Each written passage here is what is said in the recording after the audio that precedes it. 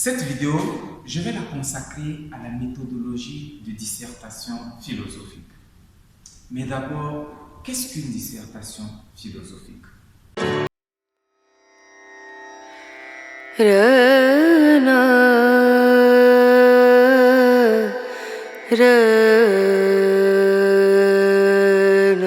C'est un exercice académique dans lequel il est demandé au candidat de mener une réflexion philosophique, c'est-à-dire une réflexion critique et méthodique sur un sujet donné.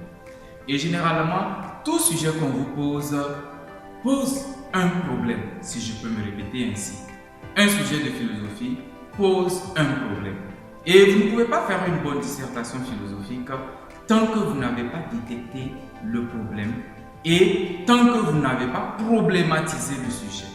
Donc, il faut problématiser le sujet et détecter les différentes articulations, ce que le sujet comporte comme implication. Alors, je vais vous expliquer ici la technique de la dissertation en 3 étapes fondamentales. La première étape, c'est l'étape du travail préparatoire. C'est quoi le travail préparatoire? C'est ce que vous faites sur votre brouillon. Et ce travail, je vais le subdiviser en des sous-étapes. Première étape, l'analyse du sujet. Il faut analyser le sujet. Analyser le sujet revient à faire quoi? Cela revient d'abord à identifier les concepts essentiels, les concepts clés. Il faut faire attention, ne confondez pas les concepts clés avec les mots difficiles. Un concept peut ne pas être un mot difficile, mais être important pour la compréhension d'un sujet. Donc, il faut identifier les concepts clés. Donc, premièrement, identifier les concepts clés. Ces concepts-là, comme je l'ai dit, ça peut être un mot ou une expression. Un concept, c'est un mot ou une expression. Donc, dans un sujet, vous allez identifier quels sont les concepts clés. Nous allons l'appliquer bientôt avec un sujet. Mais ici, il faudrait suivre d'abord et comprendre la démarche à suivre. Identifier les concepts clés, ensuite les expliquer. Expliquer les concepts clés revient à les rendre beaucoup plus accessibles.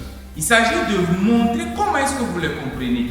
Mais l'explication ici doit se faire selon le contexte même du sujet. Donc, il faut les expliquer selon le contexte du sujet.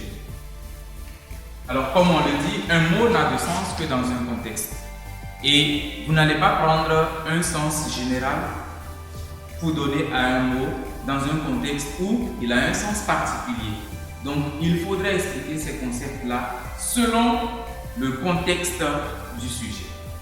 Après avoir fait ce travail, cela vous éclaire encore plus sur le sujet que vous avez choisi.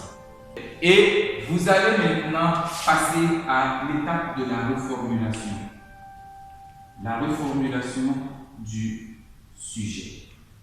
La reformulation du sujet, c'est une étape très importante.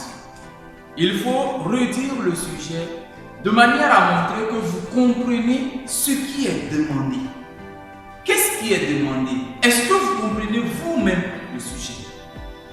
C'est la raison pour laquelle il est important de ne pas se laisser aller à la première compréhension, à la première impression que vous avez du sujet. Il faut le reformuler avec vos propres mots. Il faudrait bien redire le sujet dans un français beaucoup plus accessible. Et cette reformulation, elle doit à la fin être comparée au sujet original ou au sujet originel. Pour voir est-ce que ce que vous dites là, vous ne partez pas à notre sujet. Pour vous rassurer que vous êtes toujours en train de dire la même chose, mais avec vos propres mots, de manière à vous sentir beaucoup plus à l'aise avec ce sujet. Et votre formulation, ce qui est intéressant, c'est que si c'est une question, elle peut vous servir en même temps comme question du problème de l'autre côté. Donc c'est très important de passer par ces étapes-là. Donc la première étape, le travail préparatoire.